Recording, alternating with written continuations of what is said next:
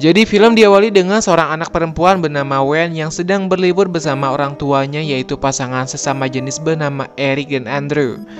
Mereka berlibur di sebuah kabin terpencil di pedesaan. Saat itu Wen sedang bermain sendirian sambil menangkap beberapa belalang.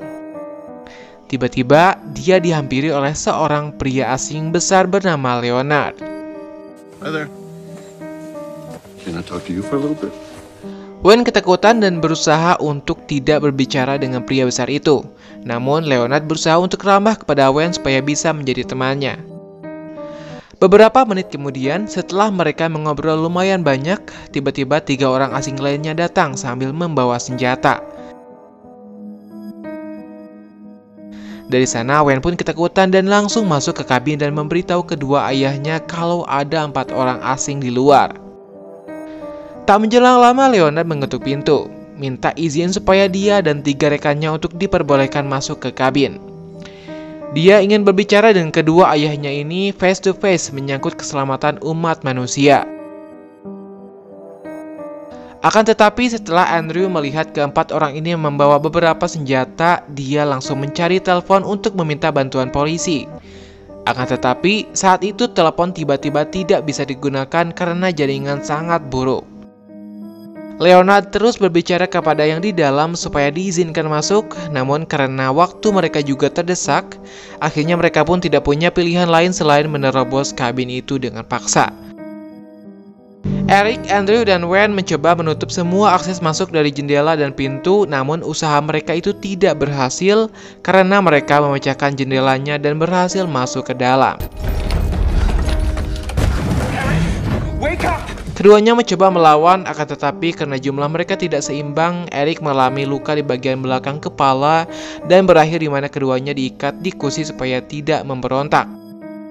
Setelah Eric diberikan penanganan pertama oleh salah satu dari mereka yang merupakan seorang suster, suster itu bilang kalau Eric mengalami gegar otak cukup parah karena benturan di kepalanya. Lalu kemudian keempat orang ini berdiri di hadapan Eric dan Andrew untuk memperkenalkan diri mereka masing-masing.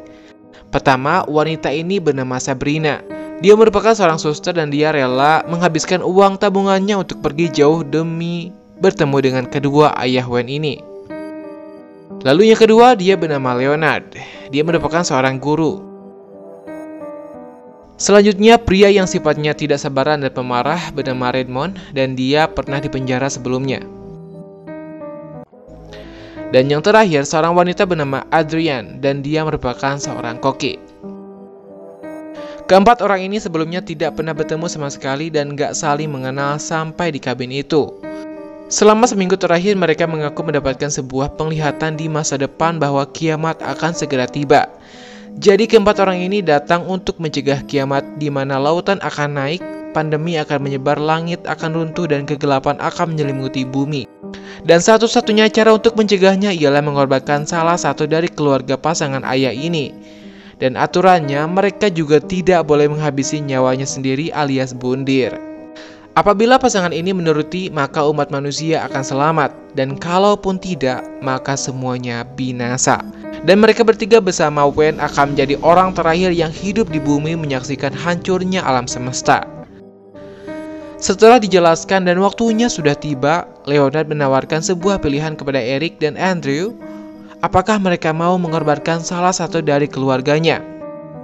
Eric dan Andrew tidak percaya dengan omong kosong itu dan menganggap mereka hanya orang gila yang menunjuk orang lain secara acak cuma buat hiburan. Sehingga jawaban keduanya itu pun bilang tidak. Oke, disclaimer dulu. Jadi Leonard akan menanyai mereka sampai 4 kali. Kalau setiap pertanyaan mereka tidak setuju, salah satu dari keempat orang ini akan mengorbankan dirinya sampai keempat orang ini habis dikorbankan. Kenapa mereka seperti itu? Karena demi membalaskan dosa-dosa umat manusia. Setiap orang yang dikorbankan, maka bencana akan datang di seluruh muka bumi. Lanjut film, karena di antara mereka tidak ada yang dikorbankan, akhirnya salah satu dari keempat orang ini maju, di mana itu adalah Redmond. Dia duduk menghadap mereka dan memakai penutup kepala tanda bahwa dia sudah siap dikorbankan. Eric tiba-tiba melihat sebuah gambaran tentang masa depan sebelum pengorbanan Redmond dengan senjata mereka.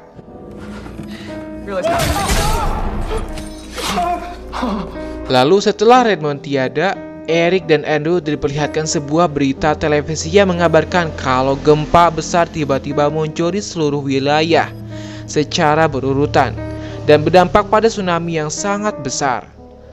Sesuai dengan yang dikatakan Leonard sebagai awal terjadinya kiamat. Namun setelah melihat berita di TV, Andrew dan Eric masih belum yakin tentang kiamat itu.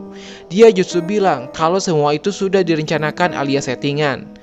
Tidak hanya itu, setelah Eric melihat cahaya gambaran di masa depan, sejak saat itu dia tidak banyak bicara dan tidak memberitahu siapapun apa yang dia lihat karena dia sendiri juga masih bingung. Sementara itu, Wayne disuruh oleh Andrew agar melarikan diri supaya dia selamat lewat ruang bawah tanah. Akan tetapi, karena Leonard tahu kalau Wayne tiada, dia menyusulnya. Kemudian Wayne akhirnya kembali ditangkap dan dibawa kembali ke kabin itu. Lalu, Andrew sepertinya mengenal pria yang bernama Redmond itu. Bertahun-tahun yang lalu, Andrew sempat dipukul oleh seseorang di bar yang mirip dengan Redmond bernama O'Bannon. Dia yakin bahwa Redmond itu bernama O'Bannon. Edward semakin yakin kalau mereka semua adalah orang jahat yang menipu. Walaupun mereka sendiri juga bilang kalau mereka juga tidak tahu dengan nama O'Bannon atau Redmond sama sekali, karena mereka juga kenal satu sama lain itu ya di sana di kabin itu. Hari itu Eric dan Andrew diberikan waktu untuk beristirahat sampai besok untuk memikirkan keputusannya.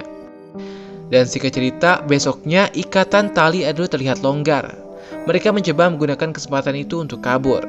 Tiba saatnya mereka harus memilih lagi untuk yang kedua kalinya. Lalu Adrian maju. Dia mengaku kalau berikutnya adalah gilirannya untuk dikorbankan. Dia bilang dia punya seorang anak dan dia tidak mau anaknya meninggal karena bencana itu. Jadi dia pun memohon kepada Eric dan Andrew supaya bisa mengorbankan salah satu dari mereka untuk mencegah kiamat itu. Akan tetapi usahanya itu sia-sia saja.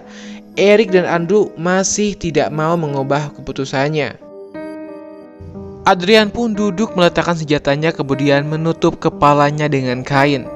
Lalu dia pun dihabisi.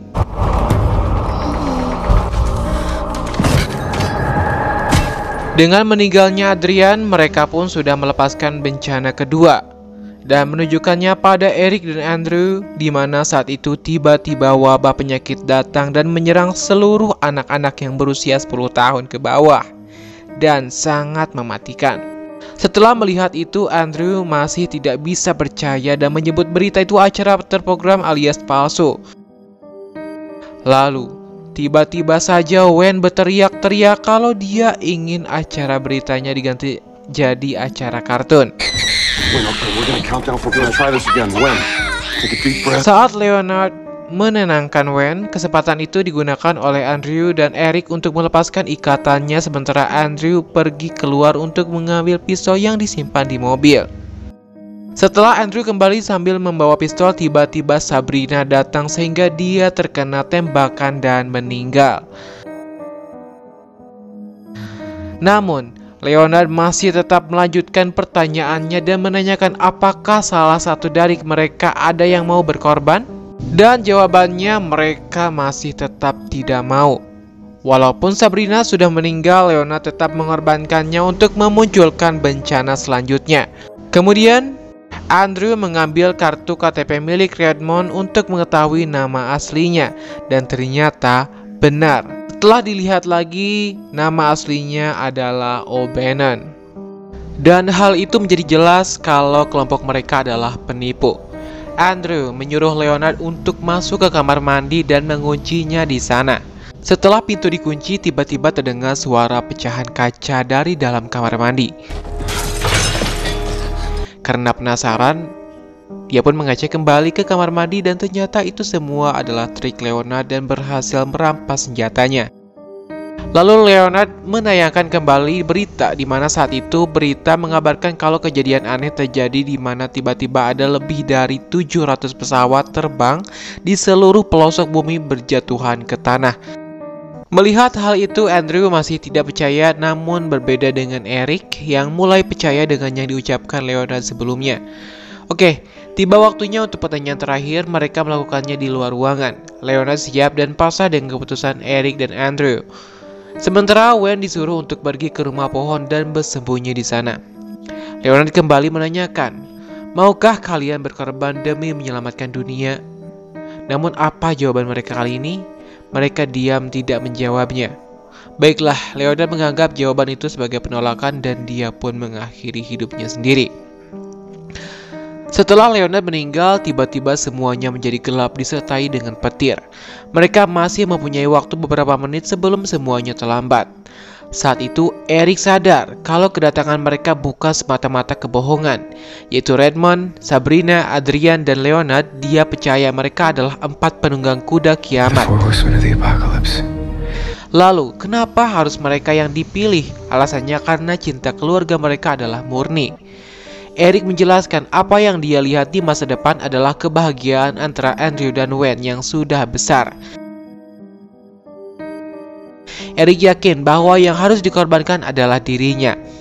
Mendengar hal tersebut, dengan berat hati, Andrew pun memutuskan untuk mengakhiri hidupnya.